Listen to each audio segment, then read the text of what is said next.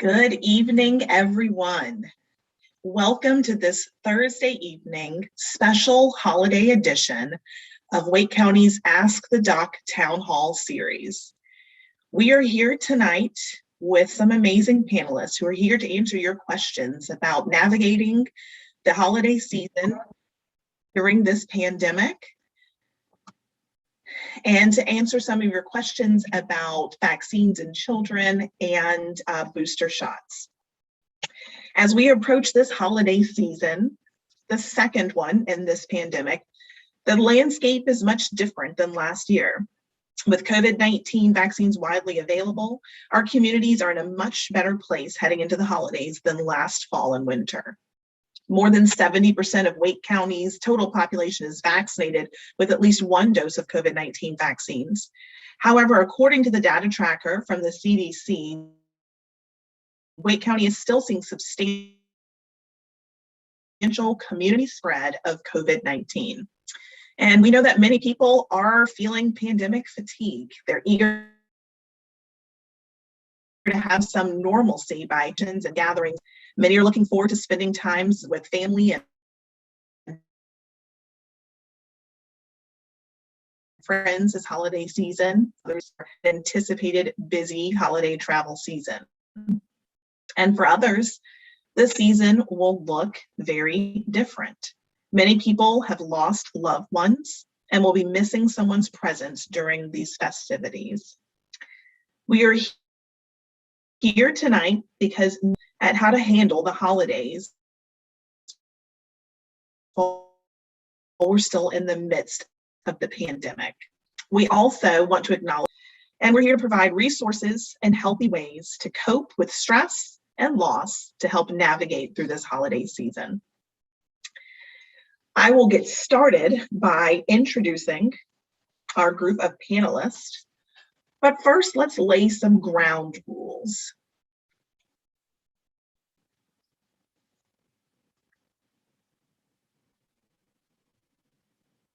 So the ground rules for tonight's town hall are to please be respectful of other participants in your actions and words.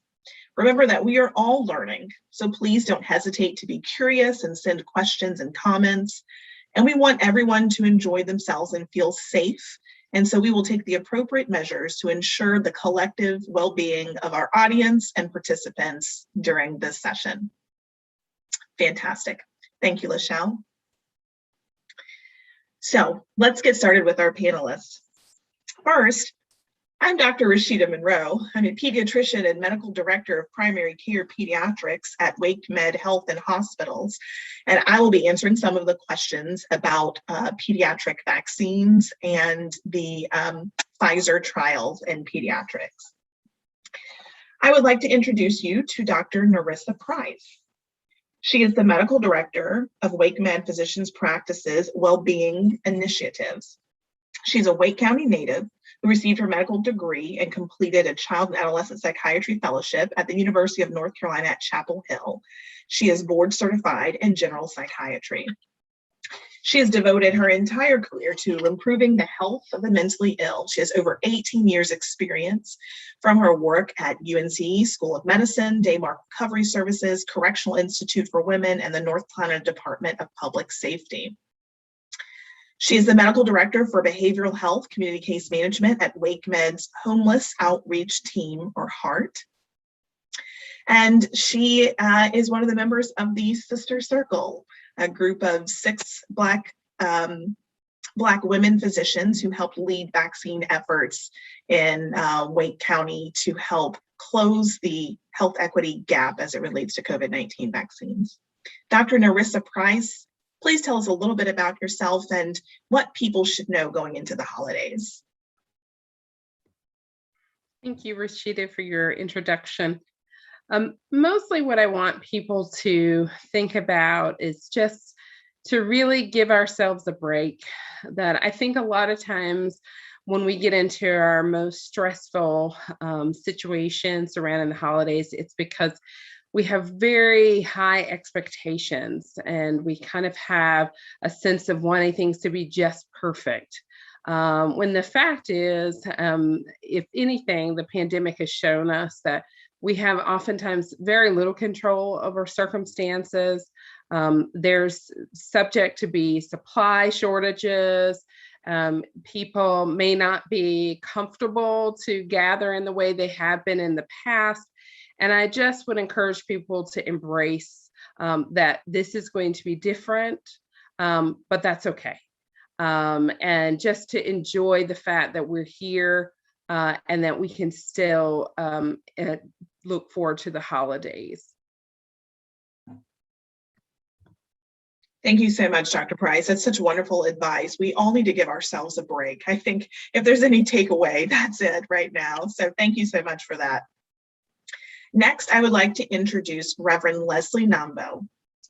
Reverend Leslie Nambo is an ACPE certified educator and ordained elder with a non-denominational Christian community of faith.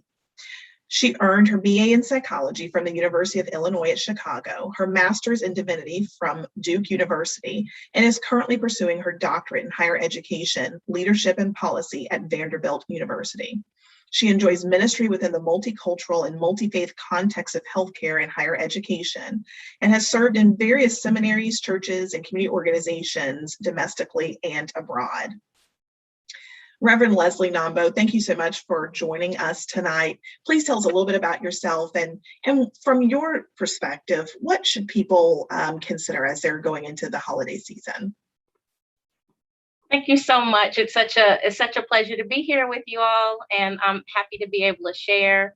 So as a hospital chaplain and a chaplain educator, we are focused on the spiritual and emotional well-being of our patients here in WakeMed, of their families and of staff. We're also concerned about the overall well-being of our community members. So it's really an honor to be able to share here with you all today. Just a few moments, I'd like to just talk a little bit about, your spiritual and emotional well-being and how important it is to care for that during the holiday season, especially. It's been a tough few years for everybody. And there have also been some moments of incredible courage and grace and love shared between people all over the world. Everyone is coping on some level with the rapid changes as best they can. And many times that is helped by having support. So during this time of year, families all over are preparing to celebrate their respective holidays. Regardless of the tradition, the faith, or culture, the holidays are a time for gathering with loved ones, biological family, as well as chosen family. And when there's been an illness or a death or a pandemic or other stressors, grief can be a part of those experiences as well. Illnesses and death affect our emotions, our traditions, our families, and communities. So finding ways to honor those connections is an important part of our own healing journey. This means connecting with our sources of support, journaling, getting outside and enjoying nature, and reflecting. So during the holidays, it's important to recognize and honor our traditions and celebrate family while continuing to care for our loved ones who may be sick, as well as honoring the memories of those who have died. So I think one thing that I'd like to really highlight is honoring the both and. There's been some wonderful times in the past couple of years. There's also been some really tough times. And during the holiday season, it can be a really nice time for you to bring all of that together into your communities and find ways of honoring that, grieving together, celebrating together, and supporting one another.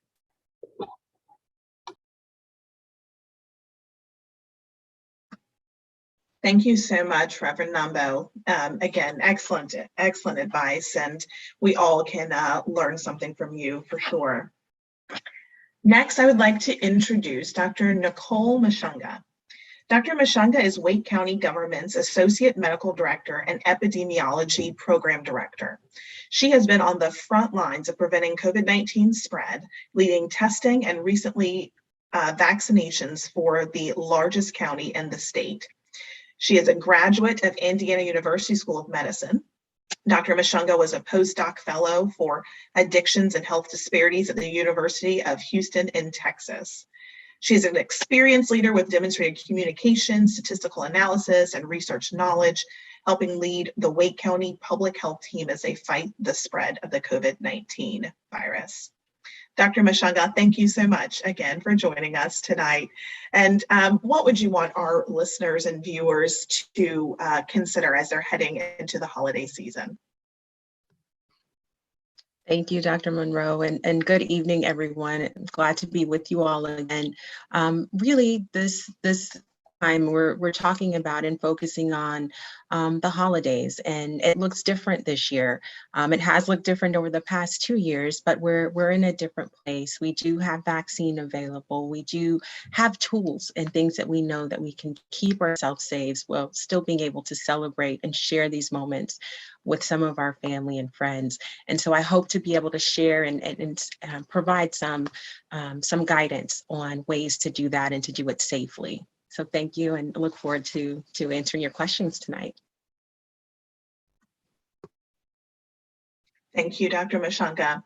And Holly Higgins Wilcher from YouTube says, thank you for focusing on the spiritual and emotional well-being. This is so important. So we've got some engaged listeners already, and we're about to get started.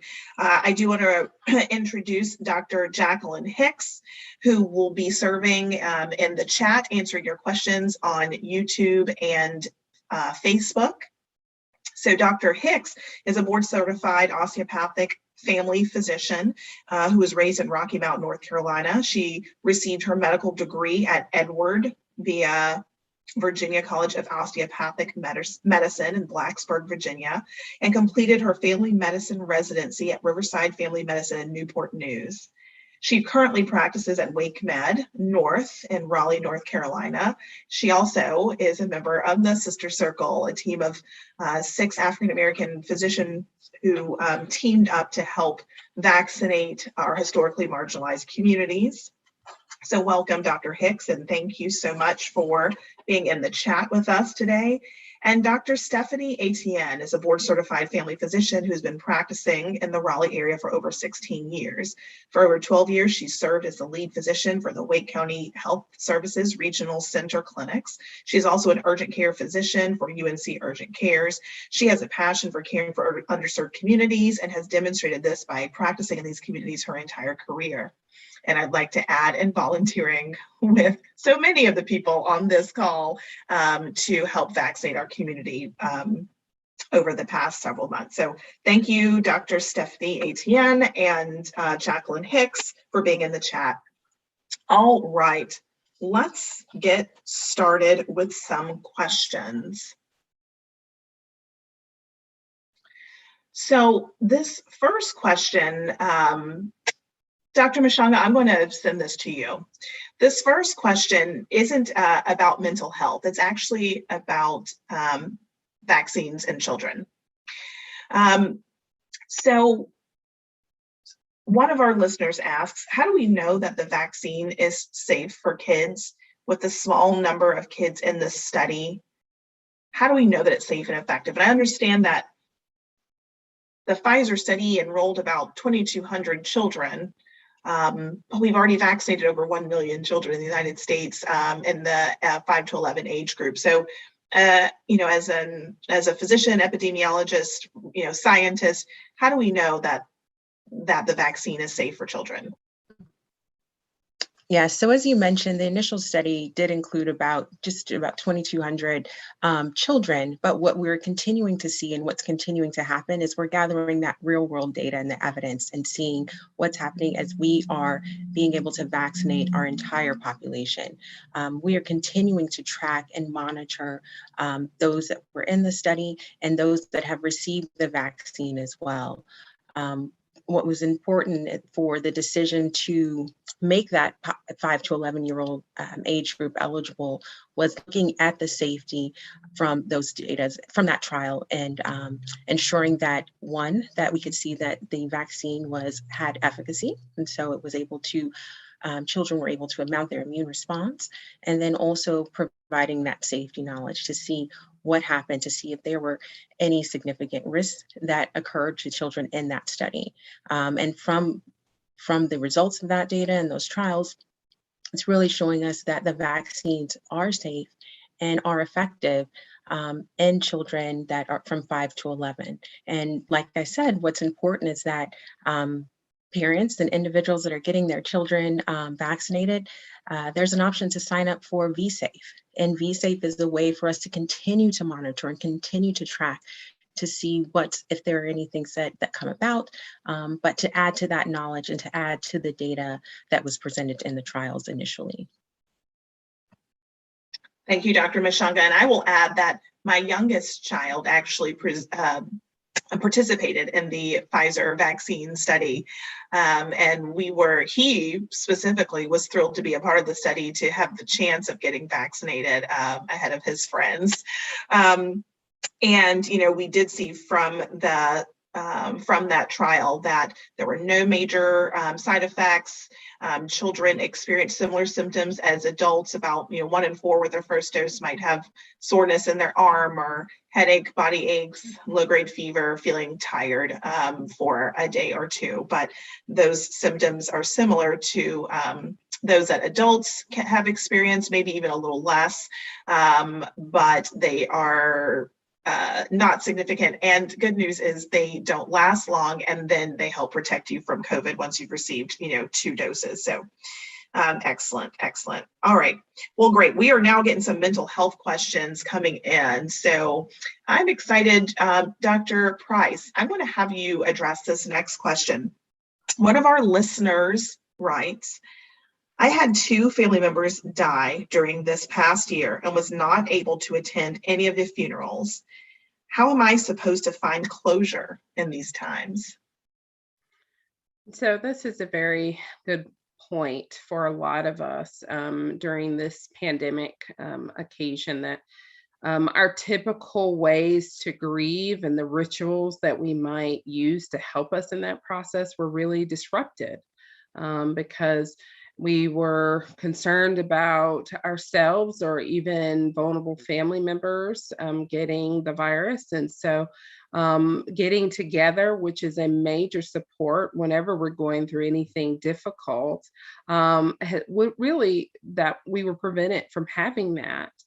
And so what I would say, though, to our writer of this question is that grief is a process. It doesn't have a time limit to it. And it's okay if it takes longer for you to really go through that process.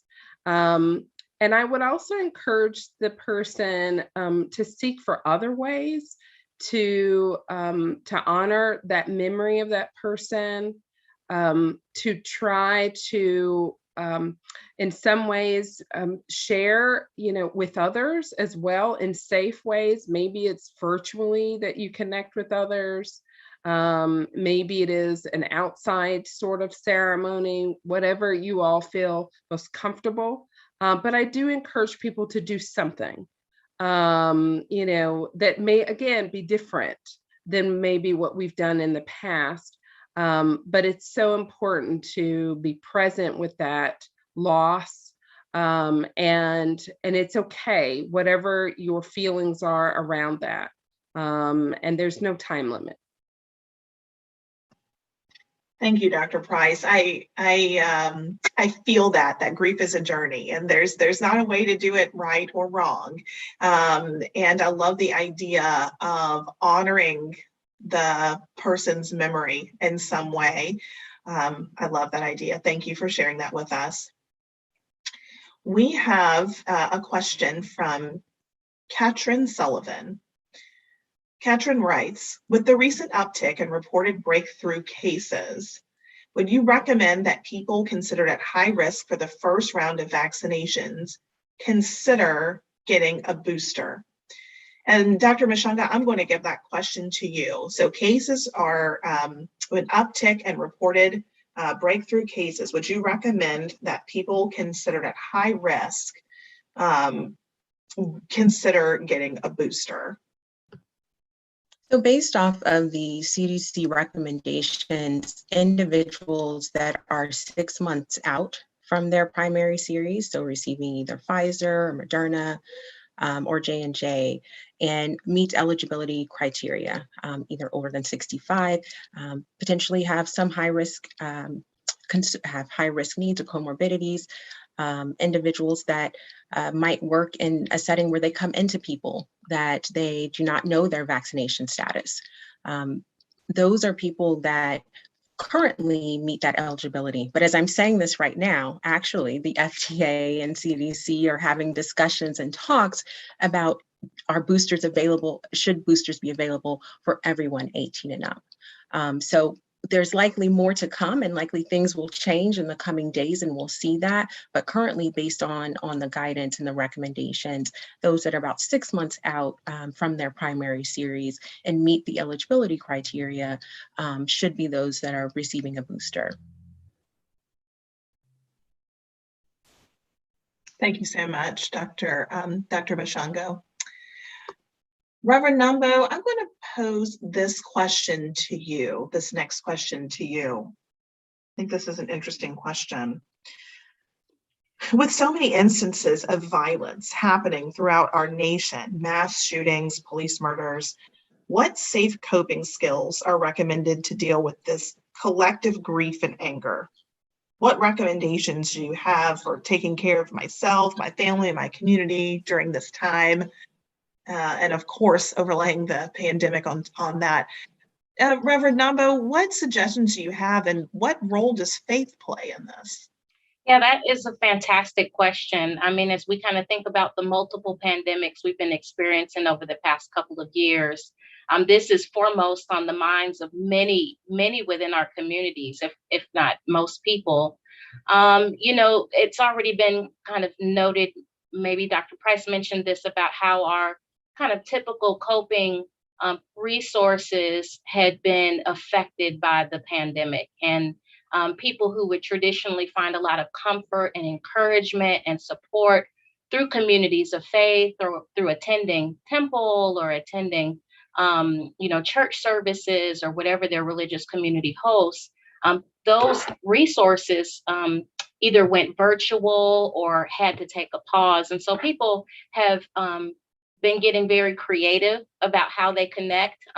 We're very grateful for technology and for telephones, and people still checking in on one another through texting and things like that. So, you know, the things that we know that help us connecting with people who are safe and who encourage us and help us to feel supported, engaging in healthy practices, taking care of our body, taking care of our mind, our spirit, those things continue to be important, and probably more so now. We know that when people are stressed, you know, it can affect us in ways that, you know, we can't anticipate. And unfortunately, some of the violence that we've been seeing is just really letting us know how strained and how stressed and how hurting our communities are. And so, you know, a typical response of you know, faith communities is an ethic of service and an ethic of care. And so how might we double down on supporting our communities? How might we find ways of plugging in? Volunteering in safe ways, donating money, donating time, starting phone trees where you're checking in on people that you haven't heard from in a long time. There's an incredible amount of creativity in our communities. There are people who are just bubbling over with hope and are happy to share it. So finding those people and getting together and having conversations with one another, brainstorming ways that you can be creative in your communities, that can help kind of pull in people who are feeling disenfranchised and who are really suffering. Some people, you know, are in need of food and of shelter and of assistance with medical care. There are faith communities all over who are very happy to contribute to the needs of our community. So having conversations like these is one of the ways that we can kind of get things started, and then continuing conversations in your communities and in your families about how you can help are wonderful ways to get going. Thank you so much. I love the idea that you mentioned to help with your own stress and grief and worry during this time is to give of yourself to others, volunteer for others, because you're right. That doesn't just do something for the person you're donating time or resources to. It totally fills your soul and your cup to be able to give back. So I love that idea. Thank you so much. This next question, Dr. Mushonga, I'm going to send this to you. It's a wonderful question from one of our listeners. Jessica Lewis writes, what do you have to say to parents that choose not to get vaccinated, about traveling for the holidays? I think she's asking, family who, wants to get together, but some parts of that family decline, refuse to get vaccinated. What is your advice to someone like Jessica who may be hosting or traveling herself? What is your advice to her about, holidays with unvaccinated family members? Yes, so that's a big question. The very first thing that I always say is to get vaccinated, but I know that there are individuals that have chosen not to. And so in those circumstances, when a person is not fully vaccinated, the recommendations are, one, if they're traveling and not fully vaccinated, get tested at least 1 to 3 days before they travel, and then 3 to 5 days after they travel. If they are symptomatic at all, if you're not feeling well, don't risk it. It's not worth traveling and getting other people sick. What's important is that understand probably the locations you're going and the individuals that you might be interacting with. If there are people that are at high risk, you want to think twice. You don't want to expose them potentially to the virus. Also, if you are having a gathering, individuals that are not fully vaccinated, they should wear a mask if they're indoors, as a way to kind of increase ventilation within sort of the food setting, as people might be sitting down to eat and not have their mask. Maybe increase the space and distance between the seats and the plates at the table. Open up the windows or doors. Sometimes, depending on where you are, if you're probably in the southern part of the US, you can maybe even have the gathering outside. So really trying to use the tools that we have that we know that increase it and provide some safety. So wearing a mask when indoors, giving yourself as much space as possible, increasing ventilation, getting tested, doing all of those things. But the best way to protect yourself and others is to get vaccinated. Thank you. I love that list that you gave us, some really practical strategies that, and it's a layering effect, right? It's not one thing or the other. It really is layering on all these different layers of protection that can help keep your family and others well. So one, we'll encourage them to get vaccinated. We'll encourage people to test before they gather, be masked when you're not eating. Ventilate, so consider sitting outside or opening several windows to keep fresh ventilation, fresh air coming in, and then social distance, space out between unmasked people while eating. Those are some really practical, reasonable, helpful tips. Thank you so much for that. All right, I have another question. And Dr. Mushonga, I think this is going to go back to you. If you've gotten the booster and you're around people who haven't been vaccinated, are you still at risk for getting COVID? So there is still a potential, even if you are vaccinated, to become infected with the virus. But what we have learned is that individuals that are fully vaccinated, and even now those that have boosters, they are less likely to contract the virus. If they do contract the virus, they're less likely to be hospitalized, less likely to have severe disease. So it provides protection for you and for also the community. We know that individuals that have been fully vaccinated and have received their booster, that they actually, if they become infected, the levels of virus within their system decrease much quickly or more quickly than we would if they were not vaccinated. So the vaccination does provide that protection. Thank you so much. And, one of our listeners wrote earlier with these breakthrough cases, but I think we even refrain from calling them them breakthrough cases. We know that the vaccine isn't perfect. No vaccine in history ever has been. All the amazing vaccines that we use as a pediatrician that we use to vaccinate children and keep them safe, there never has been a vaccine that's been 100% effective. COVID's actually one of the most effective vaccines we've ever had in history. And so we expect that some percent of the population, even vaccinated, will have cases of COVID. But the big news, the big deal is that it dramatically reduces the risk of being hospitalized or dying from COVID. So thank you for that. I've got a really great question from Holly Higgins Wiltshire.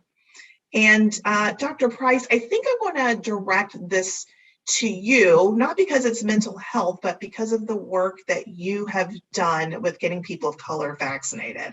And I want to start this with you. So from YouTube, Holly Higgins Wiltshire writes, with the medical apartheid and segregation happening in our country right now, with data showing people of color aren't getting vaccinated, how can we support people of color who are declining the shot?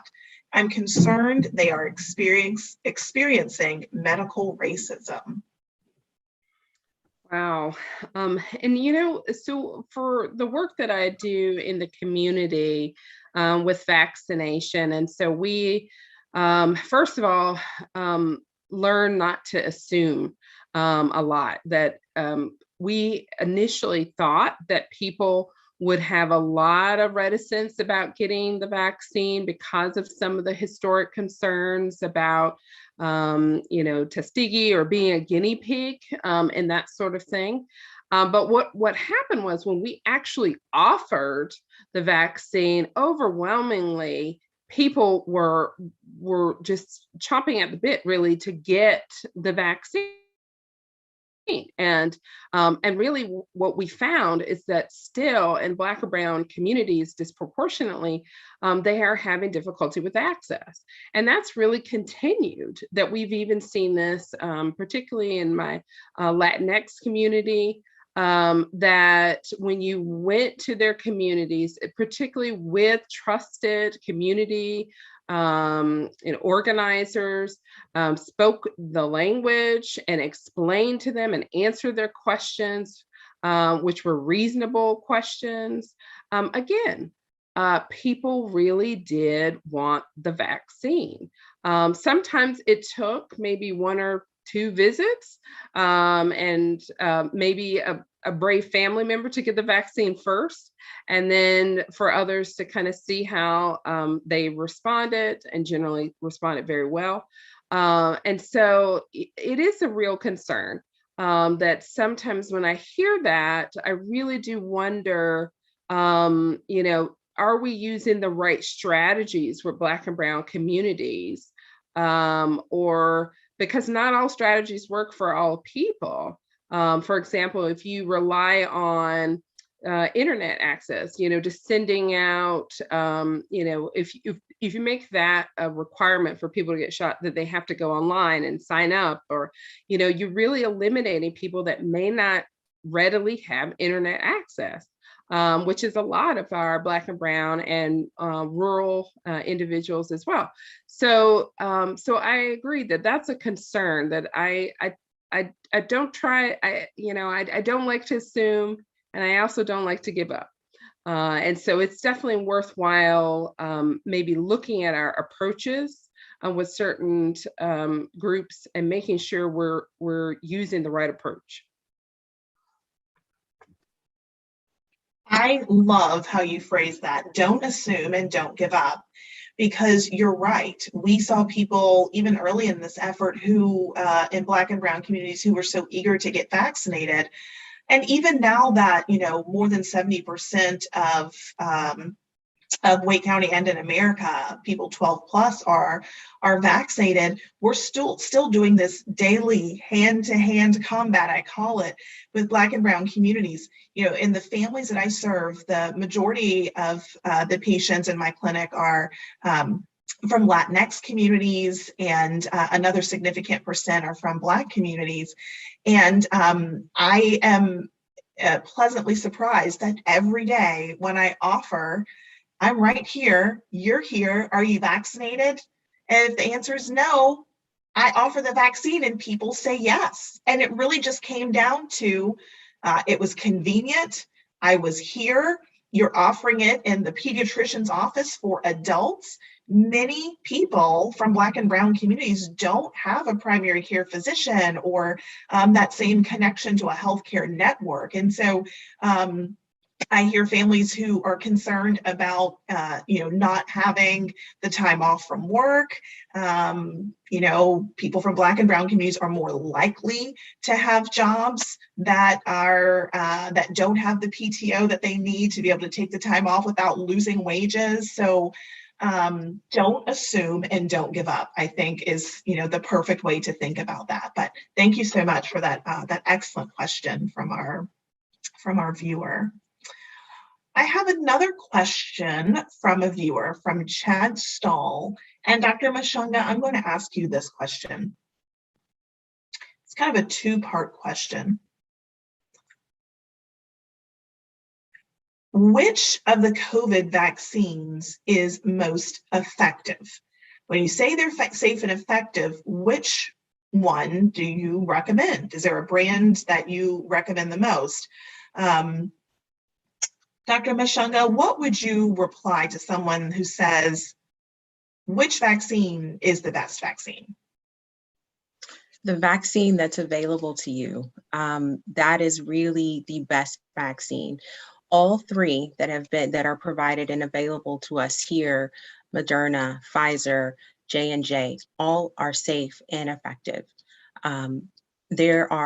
With the Moderna and Pfizer vaccines, there are mRNA vaccines. They're in a 2-dose series. So you will receive one and then you will receive the second dose. And then 6 months out, there's the opportunity to receive a booster. For J&J vaccine, you receive that, it's 1 dose, and then you can also receive a booster after that first dose. So they are all safe and effective, and whichever vaccine is available to you would be the best vaccine to take.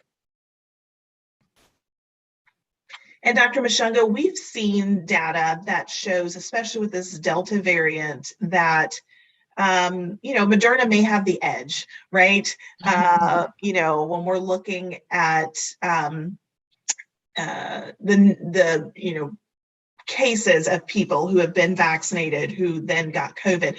But as you mentioned, I think the important thing is they all are significantly effective in decreasing the risk of hospitalizations and death, right? Especially for our mRNA vaccines, we're talking about decreasing the risk of hospitalizations and death by 90%. I know some people who received the J&J vaccine, maybe there was some decreased effectiveness as compared to the mRNA vaccines overall, but still very impressive at preventing hospitalization and death. Let's see, Chad Stahl's follow-up question is regarding children specifically. The only vaccine available to children 5 to 11 is the Pfizer vaccine. And what specifically does safe and effective mean? People worry about their children, right? And they want to know, when you use general terms like safe and effective, what does that mean specifically? So let's start with safe. What does that mean for children with the Pfizer vaccine? Right. I think, as we talked a little bit about earlier, is that when children were vaccinated with Pfizer and through the clinical trial, what we saw were that they had very mild reactions to the vaccine. So sore arm, maybe fever, chills, things that, and what I kind of tell to others is that when you see that, or when you see those things, that's your immune system responding and working. I got my son vaccinated, who's 6, and he did really well after his first dose. And so it is that safety is knowing that we did not have any severe or sort of adverse outcomes from this vaccine. And effective meaning at preventing, either preventing symptomatic disease, and being effective at preventing that and reducing either hospitalization in adults, reducing those hospitalizations and severe outcomes. And regarding children in the trial, there was a 90% decrease in the risk of contracting COVID in the group that did receive the vaccine. So I think 90% reduction. I would call that effective for sure. I know some people are following the data on myocarditis or inflammation of the heart muscle. That's been seen rarely in the adolescent and young early 20s age group, more in males than females. I'll add, as a pediatrician, my oldest is in that 12 plus group, and we had to consider this when we were thinking about getting him vaccinated. And the good news is that risk is very rare, so 1 in 40,000, versus children who contract COVID. The risk of having inflammation of the heart, myocarditis with COVID itself, is more like 1 in 40. So significantly less common than with with COVID virus itself. And most of the myocarditis seen in that 12 plus group was in males after the second shot, within about 5 days or so after the second shot. And it was, for the most part, mild, meaning it responded to fluids and Motrin and rest, and didn't require, significant intervention in a hospital. So that was reassuring to us and helped us decide, and my 14-year-old who had input on this, to get vaccinated when he got vaccinated. But even better than that, we're not even seeing that in the 5 to 11 group. Myocarditis was not seen in the trial in that 5 to 11-year-old group.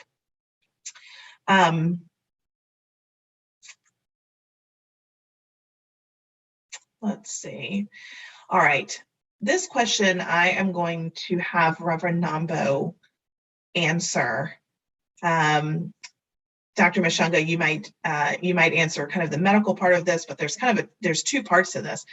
One of our listeners, Jessica Lewis, asks, why are some people being made to choose between their job or this shot? Should employers accept religious exemptions? I think they should. Their body, their choice. So, Reverend Nambo, I'm bringing you into this question because, what are there religious exemptions? Are there major religions that express concern, or that exemptions would be made for the COVID-19 vaccines? And then I'm going to have Dr. Mushonga follow up with, employers asking people to choose between their job and the shot. Tell me about that. So that's a two-part question. First, Reverend Nambo. Yeah, that's a great question.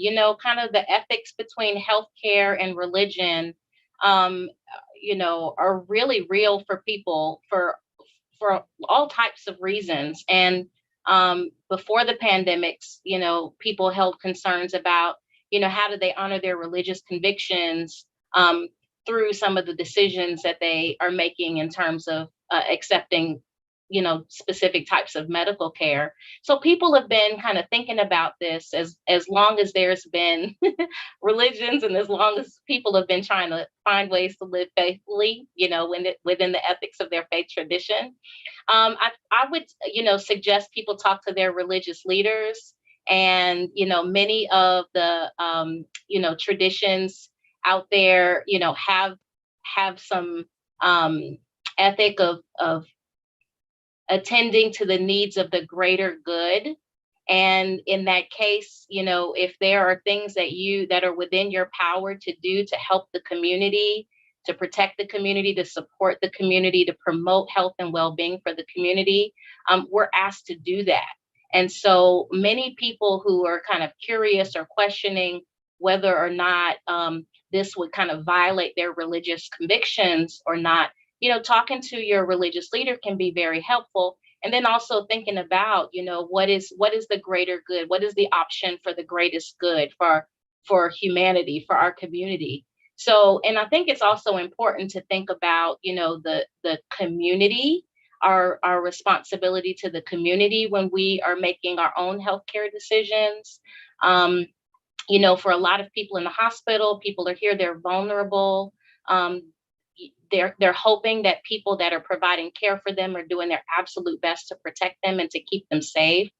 That's my hope when I'm receiving medical care. That's my hope when my children are receiving medical care. And so thinking, pretty deeply about not just what's in my best interest or what my, prerogatives are with this, but also what's my responsibility to my community members, and how are the ways that I can provide the most protection, the most care, and the most support for them. And so these are kind of ongoing conversations that I think are worth having. And then, I'll just stop there. I think that the medical part, maybe Dr. Mushonga can speak to. Thank you, Reverend Nambo. Dr. Mushonga, what would you add about employers requiring this vaccine, and should people have to choose? Is there a precedence for this for employers, historically, for other diseases? And what is the role of, public health and the greater good versus personal freedoms? Right, so that's a great question, and there is some precedence when we look at the flu. There are flu mandates that traditionally, at least in my sphere, what I've seen, healthcare workers that are required to get a flu vaccine, and there are exemptions that are allowed for individuals that might need them for that particular vaccine. But at the core of that and the goal is really the employer trying to protect the workforce and the community. These are people, and especially people within our community that are serving others and need to be present and need to be well and need to be able to do that. And so having the vaccine either requirement allows those individuals and those employees to be able to protect not only themselves, but their community, their fellow coworkers, and those individuals that they serve. I know that some employers are offering either people are fully vaccinated or they're doing testing. So there is an option there for people that are still considering vaccine and to get the vaccine, that they would be tested weekly. So there are some options there, but really trying to protect that workforce and protect not only the individual, but the entire sort of staff and community and people that they serve. Thank you so much. I love that you point out there is precedence for this. I mean, if we think from a public health standpoint, throughout time, there's precedence for, you can't enter kindergarten unless you've received your childhood immunization series. You have to wear a seatbelt when you drive. That was, a public health measure that was instituted. And when it was, there was pushback, personal freedoms versus, the greater good and community. So thank you so much. I'm going to answer this question from a listener, Holly Higgins Wilcher. She says, I was wondering if that's why the blood thinner was added to the children's Pfizer vaccine, the risk for myocarditis. And Holly, I can confidently say that that is false information that has been spread on social media. There is definitely not blood thinner in the Pfizer vaccine for children or adults, or in the other COVID-19 vaccines for that matter. There's all sorts of rumors circulating always about COVID and COVID-19 vaccines, but I can confidently say, as someone who participated in the Pfizer trial, my son did, that there is no blood thinner in the Pfizer vaccine. All right, let's see. We've got a couple more questions.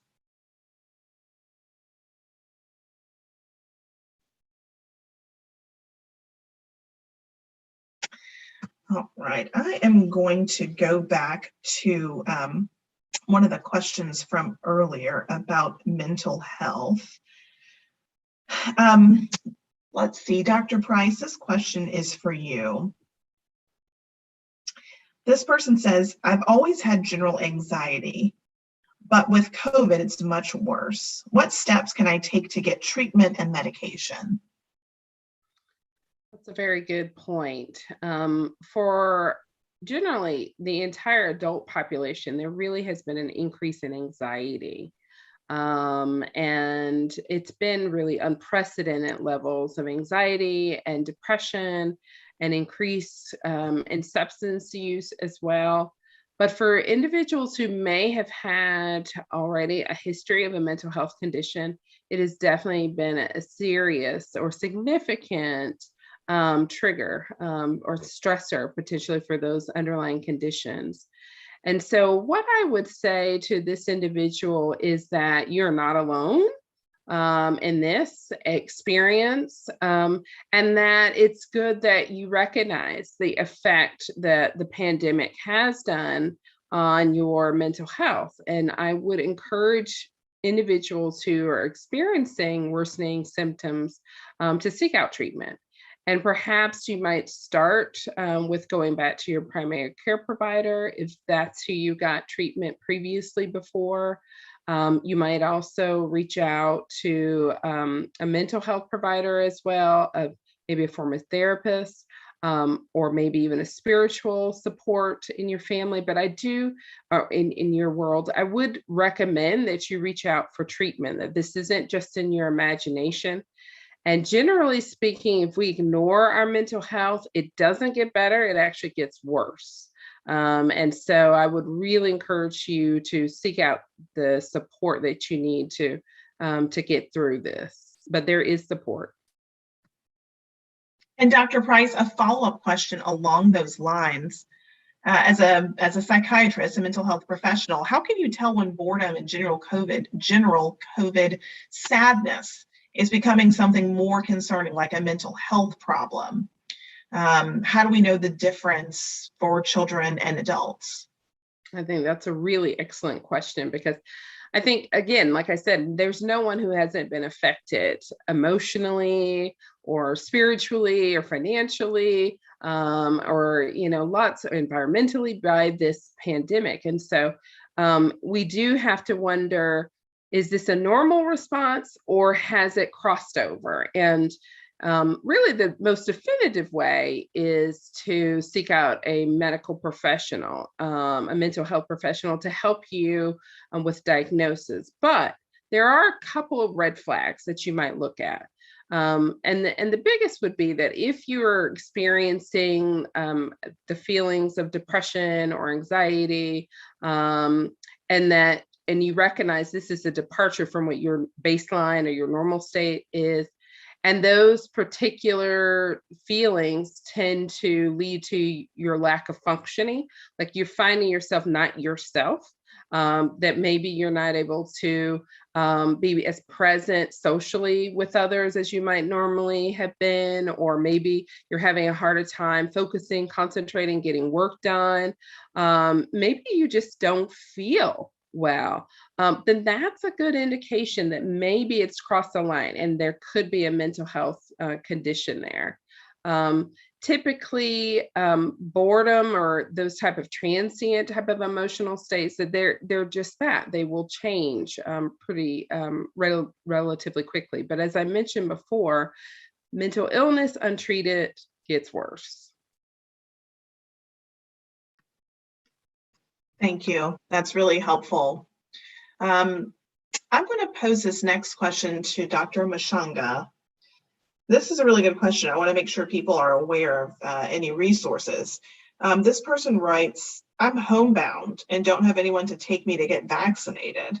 Is anyone going into people's homes to provide vaccinations? If so, how can they sign up? Yes, so the state of North Carolina is offering, there is a link that we would be able to share where individuals can fill out their information, and potentially they would receive either further information to understand what their resource needs, what their request is, to see if they can offer vaccine to those individuals that are homebound, as a way for those that might not have access in the community to still be able to access and receive a vaccine. So that is something that we can definitely share as a link so that individuals can follow up and receive vaccine if they are not able to access a site on their own. Thank you. And to Dr. Price's point, earlier, don't assume, don't give up, and be creative with the ways that we're providing access. So I'm thrilled that that is a program that the state is now offering. So thank you for that information.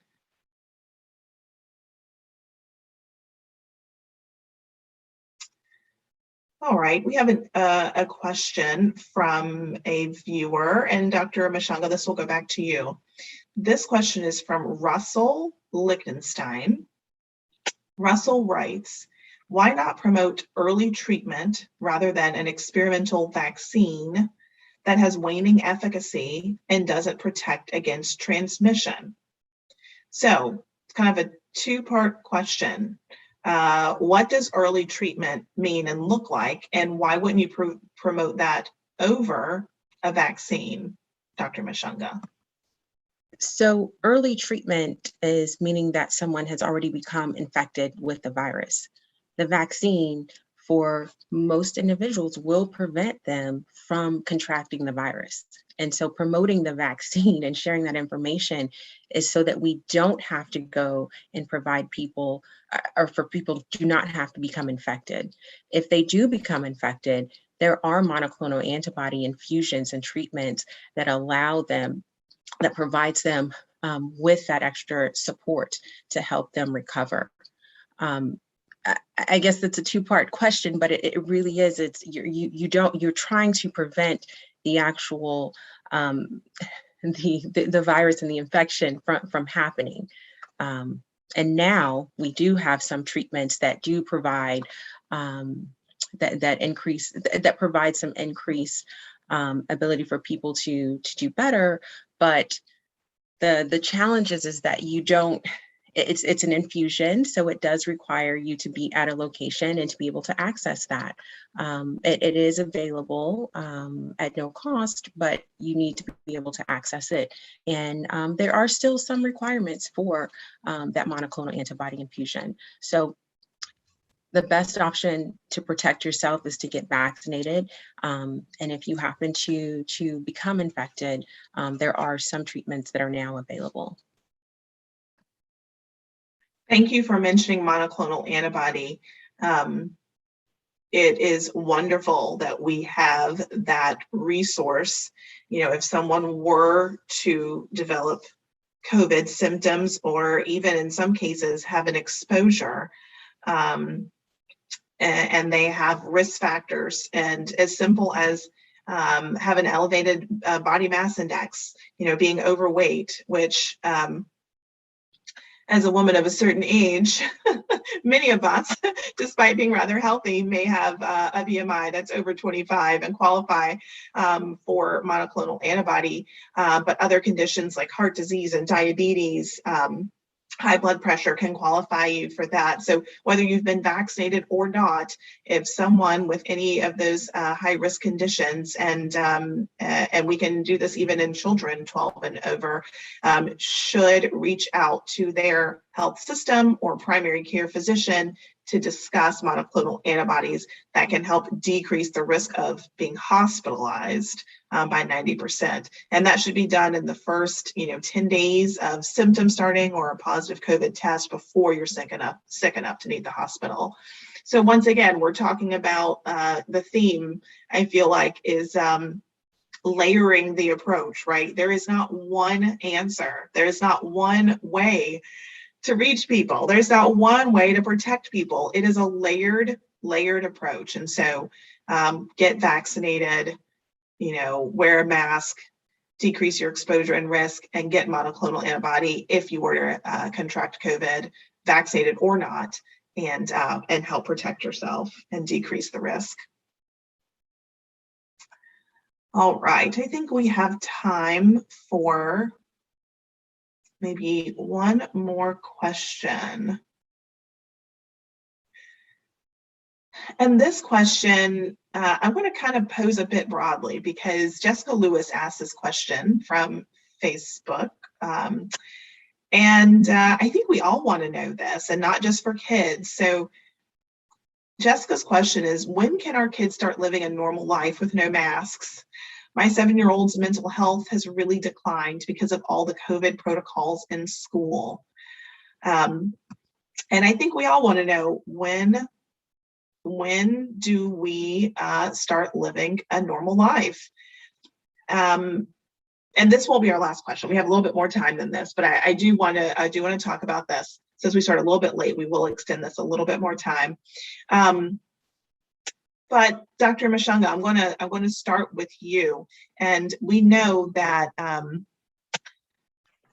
there's not a simple answer to this, for sure. There's not necessarily a date and an end point. But when can we start living a little bit more of a normal life?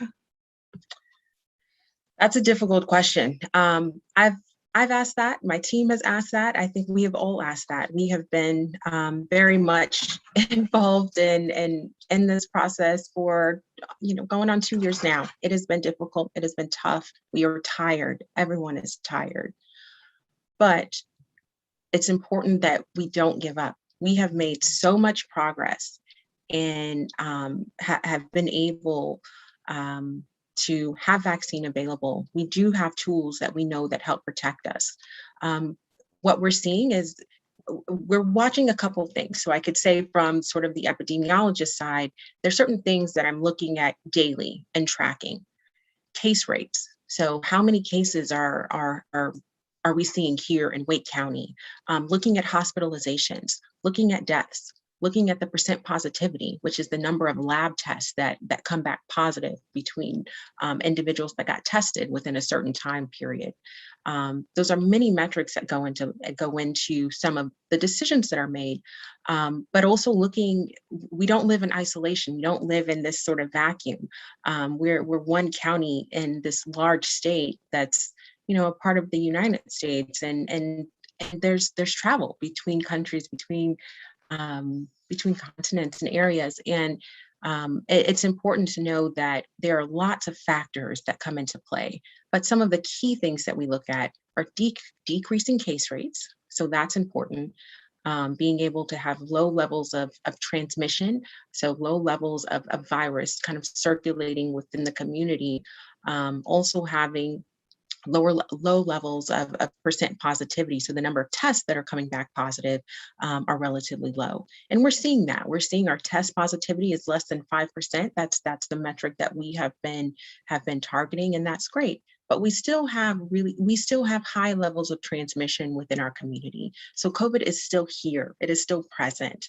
And I think that's important for people to understand. Even though everyone is tired, COVID has not taken a break. It is still here and it is still present. And we have to utilize the tools that we know that we have to protect us, to continue to see us out through this. At some point, barring, significant changes and variants, it's potentially we might see this become endemic, and might see case rates and levels go down to what we would eventually call maybe normal circulating levels. But we're not there yet, and there's still a lot of research and a lot of work that is going on to establish and figure out when do we get to that point, and when does that happen. Thank you, Dr. Mushonga. Dr. Price, what do you think? What does normal look like from a mental health standpoint? When do we get there, and what does that look like? So, I think this question, one thing that it really highlights is the impact on the mental health of our children, in particular, that they've been quite vulnerable throughout this pandemic. That for children, for all of us, we've had very little control over the virus. And again, we can control things like a mask and getting vaccines, certainly. But children have even less control. And so, having that on top of not necessarily having coping strategies, having gone through difficult things in their life previously that have taught them effective coping strategies. And then for a lot of children, that some of their, strongest coping strategies were, being with their peer base, going to school, being with their teachers, who are also watching out for them, and participating in activities like sports or other type activities that might help relieve the stress and anxiety. And so unfortunately, that really has impacted a lot of kids, and our rates of emergency room visits for children has really skyrocketed, particularly children who are having mental health crisis. And what I would say is that our getting back to normalcy, or to a healthier place from a mental health perspective, it's going to take a fight. We're going to have to be intentional, about the type of strategies that we do, that we, first of all, need to keep a close eye on our kids, that if they're having changes in mood and behavior, to take it real, that this isn't just necessarily a phase or something that they will naturally get over, but that it could be the beginnings of mental health struggles. And then if we see that struggle, to reach out for support. And that might be to go to their pediatrician first, to get connected for mental health support, or maybe their schools, because a number of schools have put mental health resources back in the schools because of some of the struggles. And then, really, as parents, to really try to help children, teach them various coping strategies, and including to talk about their feelings and validate them when they do tell you how they're doing. So we're going to get back there. I believe fundamentally that, throughout human history, we've been through a lot of different things, and this is pretty big and unique, but I think we'll get through it. But we do have to fight for that mental health and that mental wellness.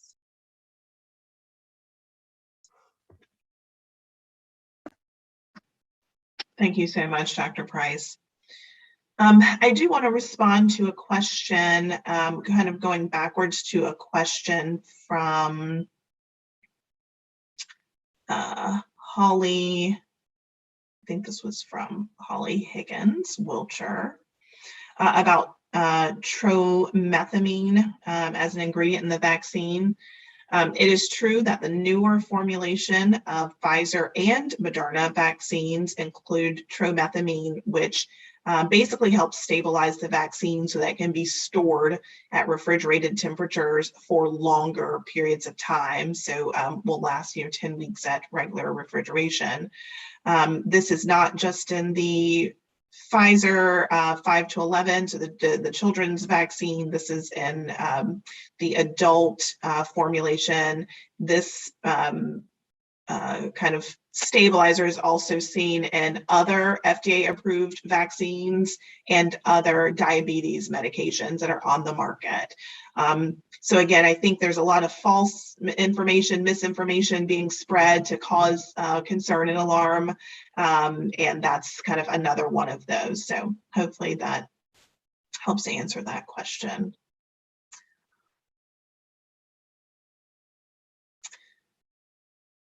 Let's see.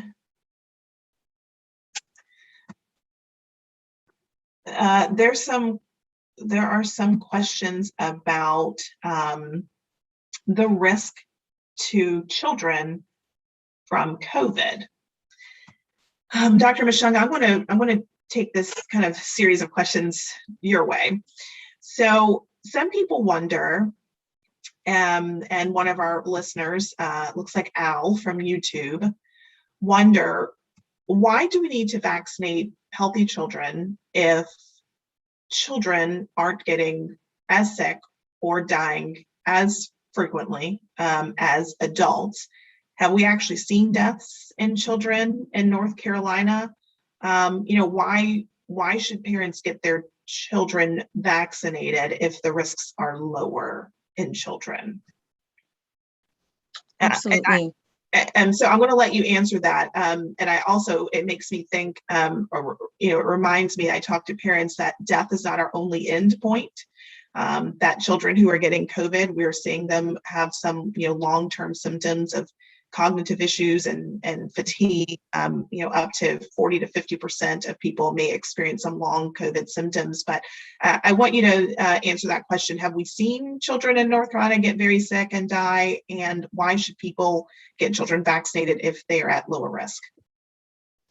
So there have unfortunately been children that have died within the United States. Over 600 children that have died, unfortunately, from COVID-19. Protecting children from COVID-19 with the vaccine goes exactly to what you're saying, Dr. Monroe, and what I share and I say. We shouldn't just measure the child being hospitalized or dying. There are these long-term effects that we yet don't know how long they will last and just what that impact is. As you are seeing as a pediatrician, seeing them in your clinic and seeing that they are, coming to you and continuing months after their initial diagnosis, having these symptoms. So it's important that we look at this. It's not about the endpoint being death or hospitalization. It's the quality of life that they're going to continue to live and continue to have.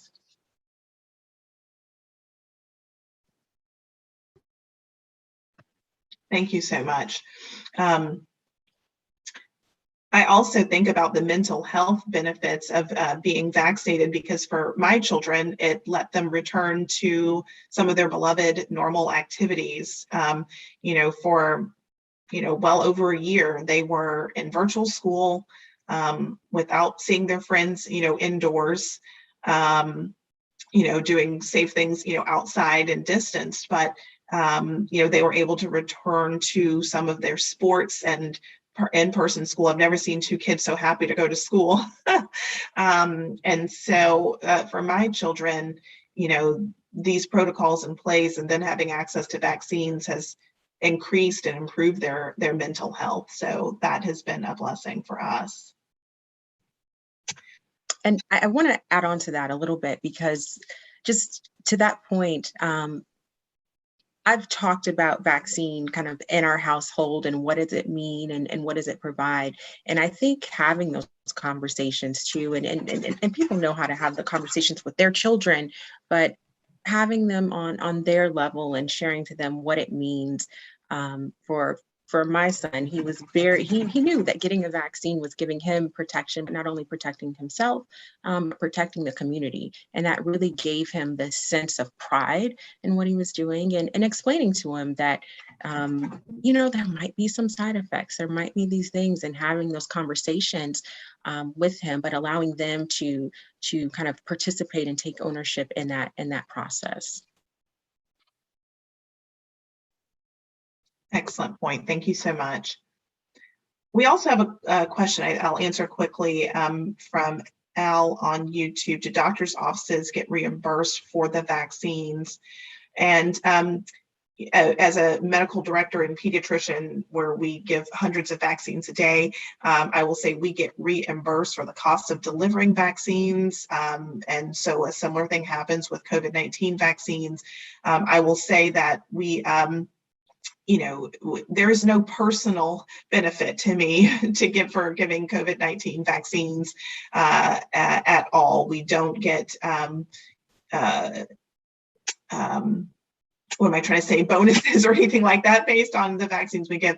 If anything, as many of you can attest to on this call, we've spent hundreds of hours of our free time like tonight, volunteering and giving vaccines, and volunteering and trying to spread real information to combat the significant and almost never-ending stream of false information that's really hard for people to sift through. And so we spend our time as healthcare professionals and faith leaders really trying to promote true and good information to help save people's lives and protect our communities. Yeah, if I could jump in there, Dr. Monroe, I'm really happy that you mentioned that kind of the volunteerism that is kind of connecting to the values that I mentioned earlier about our ethic of care, our ethic of love, our ethic of service. Most people from different faith and religious traditions believe that it's important to care for our neighbors and to love our neighbors and to serve our neighbors. And so, conversations like these are really important to have. And, kind of hearing about some of the resources that y'all have shared here tonight actually is pretty empowering. So when we think about how many resources we have available to us, I mean, we have people, we have experts, we have vaccines, we have masks, we have all of these resources that we can use, all of these tools that we can use to help take care of each other. And, if we're thinking about the loss and the grief and the death and things that people have experienced in the past couple of years and the amount of changes that people have experienced in the past couple of years, it's tough to face. And we see people getting tired. We see people getting weary. Like, I just really want things to go back to the way that they were. That is real, and my only, hope and encouragement is we're all in this together. Like, we are all in this together. And so we're all kind of struggling through this together. And it's really encouraging to see how many people are saying, we're not gonna give up. And I just really want to encourage folks that we do have a lot on our side. We do have a lot of resources. We're heading in the right direction. And to someone's point earlier, like, it's going to take a lot. It will continue to take work on all of our part, but our commitment to each other will make it a little easier to get there. So y'all, I just got a little stirred up there and wanted to chime in. Thank you so much. I felt that. Thank you for adding that. It is almost time to wrap up. I think I will respond to one more question. There's a couple questions in the from our listeners about, is there conclusive evidence that masks work? And I think a resounding yes. There have been multiple studies that have shown the efficacy of masking. One in Kansas that showed that counties that had no mask mandate increased the number of COVID cases per 100,000 increased by 100%, versus as compared to counties that had mask mandates decreased from baseline, decreased down by 6%. So when you compare those two things, that's orders of multipliers of efficacy or effectiveness of masking. We also saw, and Dr. Mushonga, you might want to speak to this, we also saw in North Carolina in counties or in school districts that had no mask mandate, they had significantly larger numbers of children who cases of COVID and missed days of school and work for teachers and students. But is there anything else you want to say, Dr. Mushonga, about do masks work? Yes, resounding yes. And just as you said, there have been many studies and sometimes even really just like case reports of similar. I remember very early on in the pandemic where we didn't have vaccine and all we had were masks. And I believe it was 2 hairdressers that were symptomatic and sick and working and took care of over 100.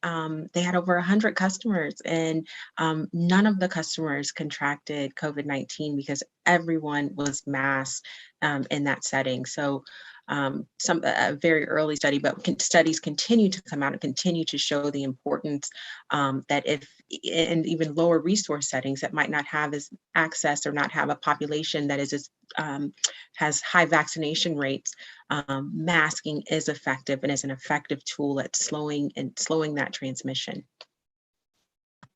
Thank you so much. Oh, I'm so thankful for you panelists. Thank you for spending your time with us this evening, to help promote the health and physical and mental health of our communities, especially as we go into this second holiday season during this pandemic. I want to wrap up and give each of you just a couple of moments to give any last, any final thoughts. What do you want people to go into this holiday season,